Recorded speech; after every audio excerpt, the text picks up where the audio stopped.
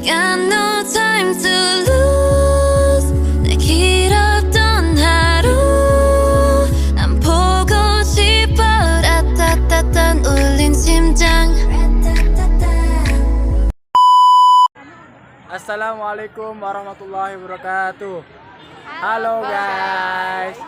Kami dari kelas 11 IPA 4 dari kelompok 4. Izinkan kami untuk memperkenalkan diri. Nama saya Mukhlisur Abidin. Nama saya Intan Siti Nuraini. Saya Wida Ningrum. Dan saya Bunga Dewi Rizkyana. Ikutin terus keseruan kami ya. Yuk, Dadah. dadah. Jadi guys, setelah kalian menonton opening dari kami, di sini kami akan memperkenalkan berbagai macam tentang Museum Linggarjati dan apa saja sih yang terjadi di Museum Linggarjati. Nah, jadi Linggarjati adalah sebuah desa di Kecamatan Cilemus, Kuningan yang terletak di kaki Gunung Ciremai, Kabupaten Kuningan. Di tempat ini dilangsungkan perundingan Linggarjati antara Indonesia dan Belanda pada tahun 1946. Tempat diselenggarakannya perundingan Linggarjati kini dilestarikan dan dikenal sebagai Museum Linggarjati. Perundingan adalah pembicaraan tentang suatu perembukan atau permusyawaratan. Perundingan merupakan tindakan atau proses menawar untuk meraih tujuan atau kesepakatan. Apalagi perundingan ini membahas mengenai wilayah negara, kedaulatan negara, kekuasaan, dan penjajahan. Nah, berikut detail dari peserta rapat sesuai posisi ruangan museum. Nah, untuk yang pertama itu ada meja notulen. Meja notulen dan saksi tamu berada di meja bundar yang ada di tengah-tengah dengan 4 kursi yang berisi seperti yang ada pada video. Nah, termasuk meja para saksi yaitu Presiden Soekarno serta Wakil Presiden Muhammad Hatta. Berikut merupakan pemandangan yang berada di ruang perundingan. Nah, untuk selanjutnya di sebelah kiri dari pintu masuk berjajar barisan yang mewakili pemerintah Belanda. Meja delegasi Belanda atau Dutch Delegation berada di sebelah kanan dari meja moderator. Nah, untuk di meja ujung tengah pemerintahan Inggris selaku mediator. Dan yang terakhir di sebelah kanan dari pintu masuk berjajar barisan yang mewakili pemerintah Indonesia, meja delegasi Indonesia atau berada di sebelah kiri dari arah meja mediator. Untuk lihat detail nama-namanya ada pada video berikut.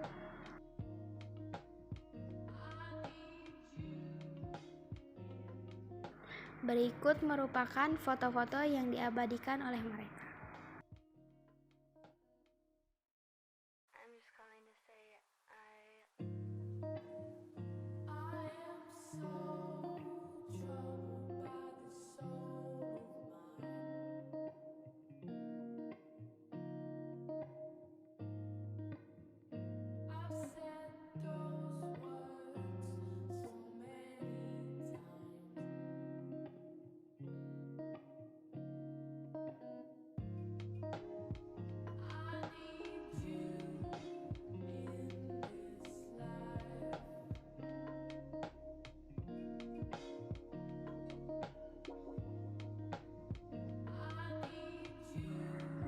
Ini adalah ruang makan.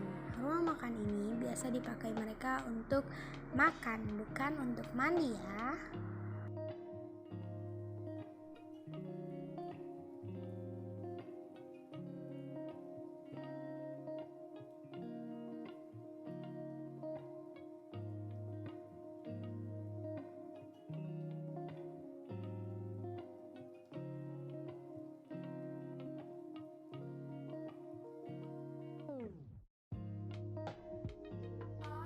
Nah, seperti gedung-gedung lainnya, di sini ada kamar mandi.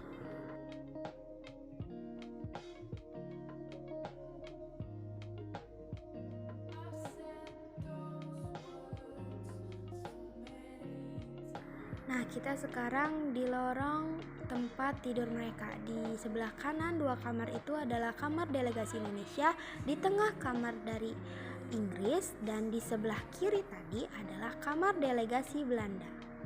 Kita masuk ke kamar delegasi Indonesia. Di sini kita akan menjelaskan sedikit ya. Ya guys, jadi sekarang kita ada di kamar delegasi Belanda. Ini tuh kamar yang delegasi Belanda. Kamar apa sih namanya tuh? Kamar tidurnya di sini. Yang tadi itu kamarnya untuk delegasi Indonesianya. Jadi yang kayak perwakilan dari Indonesianya, dan ini perwakilan dari Belanda tidurnya di sini. Dusun, mohon untuk tidak didudukin tempat ini. Udah duduk. Itu tadi di OP itu sampai pengek bantal lagi. Ya itu biar sadar. Ya, jadi kita sekarang ada di Kamar Belanda, delegasi Belanda. Jadi yang dari perwakilan Belanda itu tidurnya di sini. Woi, Belanda ini gua senggol lo. Jadi sekarang kita ada di mana? Di kamar. Iya, ya tahu. Maksudnya kamar siapa? Kamar tidur delegasi Indonesia. Ya, ini kamar tidur delegasi Indonesia. Jadi yang perwakilan Indonesia tempat tidurnya di sini. Sebenarnya lebih luas sih, enggak sih? Sama aja. Cuma di sini tuh cuma ada 2 kasur. Kalau di sana itu ada 4 kasur dan di dalamnya ada ruangan lagi. Mengapa memilih Gedung Linggarjati sebagai tempat perundingan? Linggarjati dipilih karena merupakan tempat yang netral untuk pihak Indonesia dan pihak Belanda dan disetujui juga untuk dimediatori oleh Inggris selaku negara yang menangani konflik perang di Asia, yaitu diwakili oleh Lord Killarn. Jadi, memang tepat memilih rumah bekas pabrik semen ini untuk menjadi tempat perundingan yang netral, jauh dari ibu kota, jauh dari pelabuhan, jauh dari bandara, sehingga proses perundingan diharapkan tanpa intimidasi dari pihak-pihak yang berkepentingan.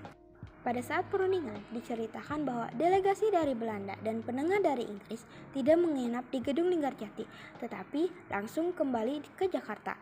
Setelah perundingan berlangsung, Lord Killarn dan beberapa delegasi Belanda menginap di Linggarjati. Hasil dari perundingan Linggarjati adalah menghasilkan naskah perjanjian Linggarjati yang terdiri dari 17 pasal yang selanjutnya ditandatangani di Jakarta pada tanggal 25 Maret 1945 dan menghasilkan beberapa poin dan pasal diantaranya: 1. Belanda mengakui secara de facto wilayah Republik Indonesia yaitu Jawa, Sumatera, dan Madura.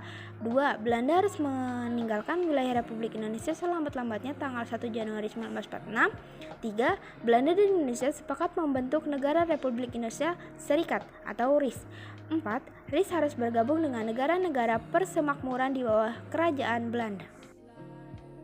Nah, kita masuk ke dalam dampak-dampak setelah perjanjian Linggarjati. Dari sisi positifnya, citra Indonesia semakin kuat di mata dunia internasional setelah diakui kemerdekaannya oleh Belanda. Belanda mau mengakui kekuasaan Indonesia atas Pulau Jawa, Madura, dan Sumatera secara de facto, dan konflik Indonesia-Belanda dianggap selesai. Tapi ada sisi negatifnya, yaitu wilayah kekuasaan Indonesia semakin kecil dan harus mengikuti persemakmuran Indo-Belanda. Perjanjian yang ditentang oleh sejumlah masyarakat, Sultan Syahrir sebagai ketua dianggap memberi dukungan pada Belanda, serta Belanda jadi memiliki waktu mempersiapkan agresi militer.